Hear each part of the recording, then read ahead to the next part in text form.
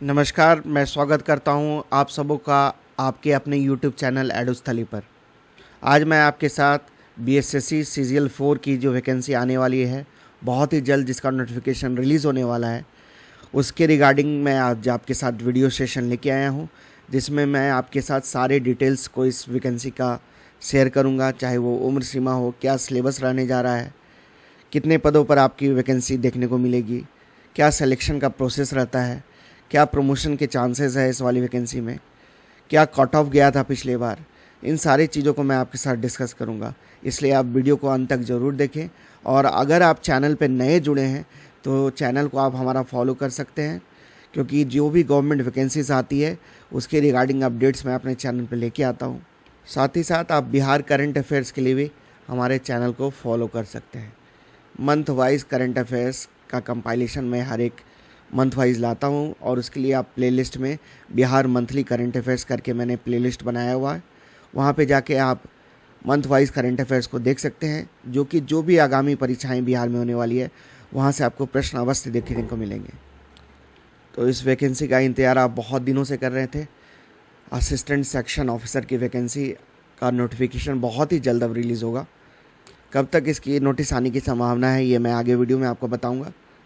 तो आप वीडियो को अंत तक ज़रूर देखें, ताकि आपके सारे जो बेसिक डिटेल्स है आपको उस वैकेंसी के बारे में जाननी चाहिए, वो सारी चीज़ आप तक पहुंच सके, आपको क्लियर हो सके। तो सबसे पहले हम इस वैकेंसी के क्वालिफ़िकेशन की बात करेंगे कि इसमें कौन कौन से बच्चे अप्लाई कर सकते हैं। तो इसमें कोई स्पेशल रिक्वायरमेंट नहीं मांगा जाता है। इसमें अगर आपके पास ग्रेजुएशन की डिग्री है, किसी भी स्ट्रीम में है, तो आप इसको फॉर्म भर सकते हैं। जो अपेयरिंग कैंडिडेट्स हैं उनके लिए एक सूचना है कि वो फॉर्म अगर वो नहीं भर पाएंगे, क्योंकि जो डिग्री है आपकी वो लास्ट डेट अब जो फॉर्म फिलअप कराएगा उस दिन तक आपके हाथ में आपकी डिग्रीज होनी चाहिए। अब हम देखते हैं कि कितने पदों पर ये वैकेंसी आपको देखने को मिलेगी। तो कुल 5000 से भी ज़्यादा पद इस बार आपको देखने को मिलेंगे जो एडवर्टाइजमेंट जारी किया जाएगा। ये तो कन्फर्म है कि एएसओ सहायक प्रशाखा पदाधिकारी का कुल जो आपको पोस्ट देखने को मिलेगा वो 1064 पदों पर ये वैकेंसी लाई जाएगी, जो कि सबसे क्रीम पोस्ट है इस वैकेंसी का। हर कोई एसओ ही बनना चाहता है, क्योंकि लेवल 7 का पद है ये, और इसमें प्रमोशन का चांसेस जो है वो आपका बहुत ही अच्छा है। आप लेवल 7 से क्लाइंब होकर लेवल 13 तक पहुंच सकते हैं। अगर आपने कम उम्र में ये जॉब प्राप्त कर लिया है तो आप लेवल 13 तक जा सकते हैं। 6 से 7 सालों में आप सेक्शन ऑफिसर बन सकते हैं। उसके बाद अंडर सेक्रेटरी, डिप्टी सेक्रेटरी और इवन जॉइंट सेक्रेटरी तक भी आप जा सकते हैं। और भी जो पद आपका देखने को मिलता है उसमें data entry operator, grade C, assistant audit officer, assistant accounts officer, block supply officer, planning assistant, इन पदों पर भी वैकेंसी आपको बीएससी सीजीएल 4 के अंतर्गत देखने को मिलेगी। लेकिन कितने पद आएंगे वो अभी कंफर्म नहीं है, लेकिन ये कंफर्म है कि सहायक प्रशाखा पदाधिकारी के लिए 1064 पदों के लिए वैकेंसी जारी होगी।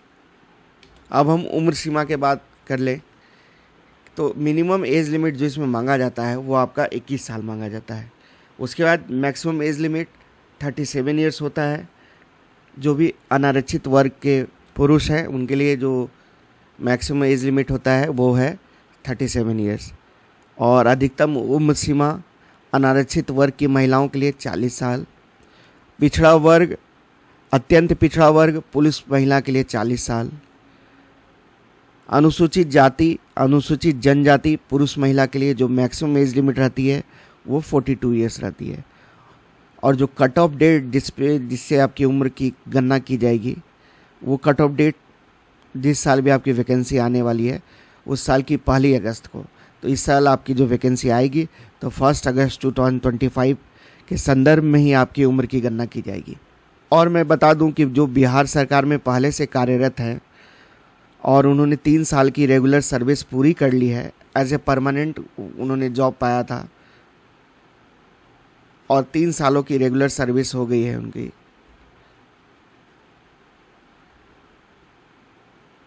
तो जिस भी कैटेगरी से वो बिलोंग करते हैं अपनी कैटेगरी में उन्हें अपर एज लिमिट में 5 वर्षों की छूट मिलेगी। तो आप समझ गए, उम्र सीमा आपका क्लियर हो गया कि न्यूनतम उम्र सीमा इसमें 21 वर्ष मांगा जाता है और अपर एज लिमिट आपका 37 ईयर्स जाता है जनरल कैंडिडेट्स के लिए। अब हम सिलेक्शन प्रोसेस को समझेंगे। तो इसमें सिलेक्शन के लिए आपको 3 स्तर से गुजरना होगा। पहला प्रीलिम्स की परीक्षा होगी आपकी, उसके बाद मेंस का एग्ज़ाम होगा आपका, और फाइनली आपका डॉक्यूमेंट वेरिफिकेशन होगा। उसके बाद आपको मेडिकल सर्टिफिकेट प्रस्तुत करना होगा ज्वाइनिंग के समय। तो प्रीलिम्स एग्ज़ाम में आपके क्या पेपर्स रहते हैं, कितने घंटे का एग्ज़ाम होता है, इन चीज़ों को हम जानते हैं। तो प्रीलिम्स एग्ज़ाम आपका 2 घंटा 15 मिनट का होगा, जिसमें आपको 150 क्वेश्चंस देखने को मिलेंगे। मार्किंग स्कीम आपकी रहेगी कि हर एक सही आंसर के लिए 4 मार्क्स आपको दिए जाएंगे।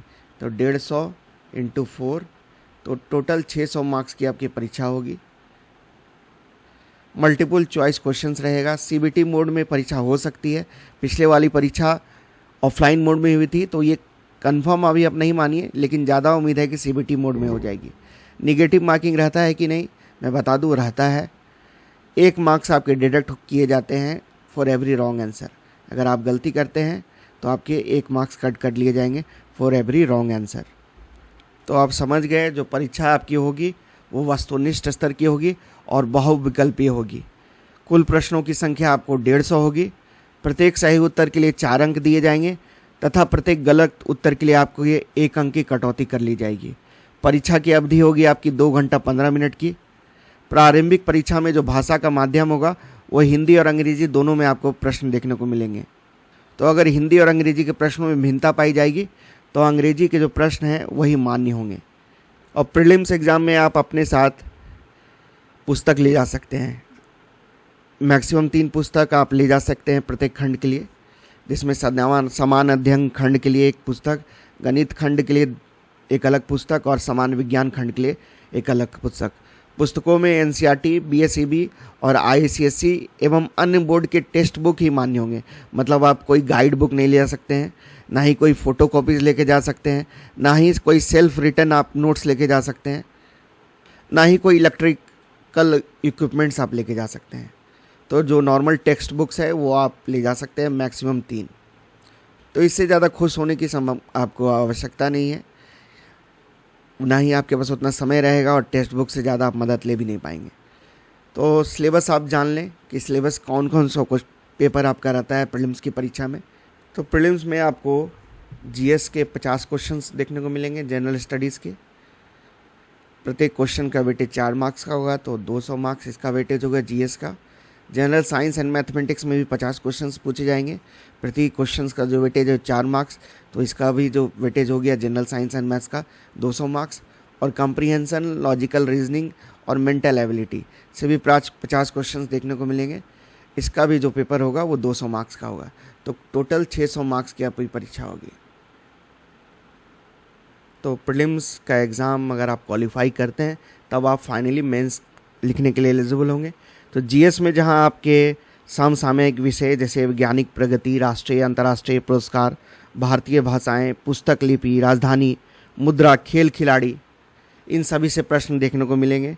वहीं भारत एवं उसके पड़ोसी देशों का इतिहास, भारत का इतिहास, संस्कृति, भूगोल, आर्थिक परिदृश्य, स्वतंत्रता आंदोलन, भारतीय कृषि तथा प्राकृतिक संसाधनों की प्रमुख विशेषताएं, भारत का संविधान एवं राज्य व्यवस्था, देश की राजनीतिक प्रणाली, पंचायती राज, सामुदायिक विकास, पंचवर्षीय योजनाएं एवं राष्ट्रीय आंदोलन में बिहार का योगदान। फिर सामान्य विज्ञान एवं गणित से आपको प्रश्न देखने को मिलेंगे। सामान्य विज्ञान में आपका फिजिक्स, केमिस्ट्री और बायो सबसे प्रश्न आपको रहेगा। गणित में आपको संख्या पद्धति से, नंबर सिस्टम से प्रश्न देखने को मिलेंगे।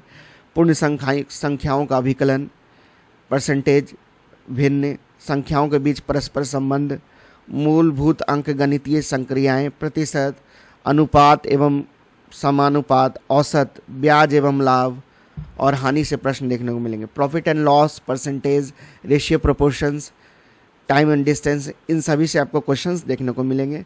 उसी तरह मानसिक क्षमता जांच में आपको वर्बल और नॉन वर्बल रीजनिंग से प्रश्न रहेंगे, जिसमें सादृश्य, समानता एवं भिन्नता, स्थान कल्पना, समस्या समाधान, विश्लेषण, दृश्य स्मृति, विभेद, अवलोकन, संबंध अवधारणा, अंक गणितीय तर्क शक्ति, अंक गणितीय संख्या श्रृंखला, कूट लेखन एवं कूट व्याख्या।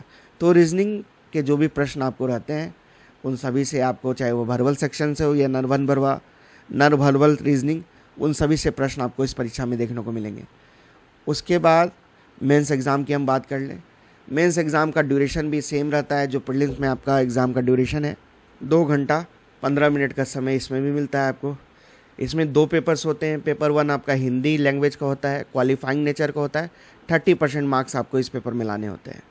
100 क्वेश्चंस पूछे जाते हैं इसमें। प्रति क्वेश्चंस का वेटेज 4 मार्क्स का रहता है। तो कुल 400 मार्क्स की ये परीक्षा होती है पेपर 1 जो आपका हिंदी लैंग्वेज का है। वहीं पेपर 2 में 3 सेक्शंस होते हैं। पहला सेक्शन जनरल स्टडीज़ का होता है जिसमें 50 क्वेश्चंस देखने को मिलते हैं। प्रति क्वेश्चंस का वेटेज 4 मार्क्स, तो 200 मार्क्स।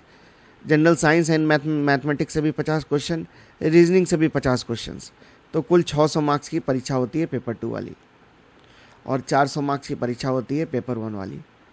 तो फाइनल मेरिट आपका बनेगा वो पेपर 2 के मार्क्स के बेसिस पे ही बनेगा। कुछ मिनिमम क्वालिफाइंग मार्क्स भी आयोग द्वारा रखा गया है। जैसे समान वर्ग के लिए जो मिनिमम क्वालिफाइंग मार्क्स है जनरल कैंडिडेट्स के लिए वो 40% है। पिछड़ा वर्ग के लिए 36.50% है। अत्यंत पिछड़ा वर्ग के लिए 34% है। अनुसूचित जाति अनुसूचित जनजाति के लिए 32%, महिला सभी वर्ग के लिए 32% और दिव्यांग सभी वर्ग के लिए 32%। ये मिनिमम क्वालिफाइंग मार्क्स है, तो ये आप ज़्यादा ध्यान ना दें, इसमें आपका कुछ होने नहीं जाने वाला है। फिर भी जो जानना चाहिए डिटेल्स में आपको बता दिया, क्योंकि आपको सिलेक्शन लेना है, मिनिमम क्वालिफाइंग मार्क्स स्कोर नहीं करना है। अब आपको जिज्ञासा होगी ये वैकेंसी कब तक आएगी, तो ये वैकेंसी जुलाई में आपके आने की संभावना है। जुलाई लास्ट में। प्रीलिम्स एग्ज़ाम या तो सितंबर में, बीएसएससी अगर जल्दी में रही तो सितंबर में आपकी परीक्षा हो जाएगी, या फिर इलेक्शंस के बाद आपके प्रीलिम्स की परीक्षा होगी। लेकिन ज़्यादा उम्मीद आप मान के चलिए कि सितंबर से पहले प्रीलिम्स की परीक्षा ले ली जाएगी, क्योंकि सरकार को अपने उपलब्धियों को गिनाना होगा और सरकार ये बोलेगी कि मैंने प्रीलिम्स की परीक्षा बीएसएससी सीजीएल 4 वाली करवा ली है। और जो बीएसएससी का ऑफिशियल वेबसाइट है आपका, इसको आप ध्यान में रखेंगे, bssc.bihar.gov.in पे जाके आप सारे इन्फॉर्मेशन को प्राप्त कर सकते हैं। इसी वेबसाइट पे जाके आपको जब आपका फॉर्म आएगा, इसी वेबसाइट पे जाके आप ऑनलाइन फॉर्म फिल कर पाएंगे। एप्लीकेशन फ़ी के बारे में भी हम जान लें, तो इसमें जो एप्लीकेशन फ़ी रहता है जनरल, ईडब्ल्यूएस और ओबीसी कैंडिडेट्स के लिए वो 540 रुपये रहता है। मतलब सामान्य वर्ग, पिछड़ा वर्ग और अत्यंत पिछड़ा वर्ग के पुरुष अभ्यर्थियों के लिए 540 रुपये। अनुसूचित जाति, अनुसूचित जनजाति, बिहार राज्य के स्थानीय निवासियों के लिए 135 रुपये, और सभी श्रेणी की महिलाएं सिर्फ बिहार के लिए होनी चाहिए, तो उनके लिए भी 135 रुपये ही दे होगा। जो भी फिजिकली हैंडीकैप्ड कैंडिडेट्स हैं, पर्सन्स बेंचमार्क डिसेबिलिटीज़ वाले हैं, मतलब सभी श्रेणी के दिव्यांग अभ्यर्थियों के लिए जो फी रखा गया है वो भी मात्र 135 रुपये है। और बिहार राज्य के बाहर के जितने भी अभ्यर्थी हैं, चाहे वो किसी भी श्रेणी से बिलोंग करते हैं, उन्हें जनरल में ही माना जाएगा, उनके लिए जो फ़ी रखा जाता है वो 540 रुपये। और परीक्षा शुल्क की जो राशि है उसके अलावा जो सर्विस टैक्स लगेगा, जो प्रोसेसिंग चार्ज लगेगा, उनको आपको अलग से देना होगा। सैलरी जो एसओ वाली पोस्ट के लिए मैं बता दूं कि 80,000 से भी ज़्यादा सैलरी आपको मिलने जा रही है अभी, अगर आपकी ज्वाइनिंग होती है और 8th पे कमीशन लग गया तो 1 लाख से प्लस आपकी सैलरी हो जाएगी। 9300 से 34,800 के बीच सैलरी रेंज करती है। ये मैं सैलरी बता रहा हूँ आपका एएसओ का। ग्रेड पे आपका 4600 रहता है। लेवल 7 का ग्रुप बी का पद रहता है आपका, नॉन गैजेटेड। लेकिन इसमें प्रमोशंस के चांसेस बहुत ही अच्छे हैं। Deputy secretary, under secretary, joint secretary तक भी आप जा सकते हैं। अब हम थोड़ा प्रीवियस ईयर का जो कट ऑफ रहा था उसके बारे में हम बात कर लें। तो अनरिजर्व कैंडिडेट्स के लिए जो पिछले बार की वैकेंसी सीजीएल 3 की जो आई थी, उसमें मैं अभी आपके साथ प्रीलिम्स का कट ऑफ डिस्कस कर रहा हूँ। इसमें जो अनरिजर्व वाले बच्चों के लिए 99.46 कट ऑफ गया था। यूआर फीमेल के लिए 94.57 कट ऑफ गया था। ईडब्ल्यूएस कैंडिडेट्स के लिए 98.59 कट ऑफ गया था।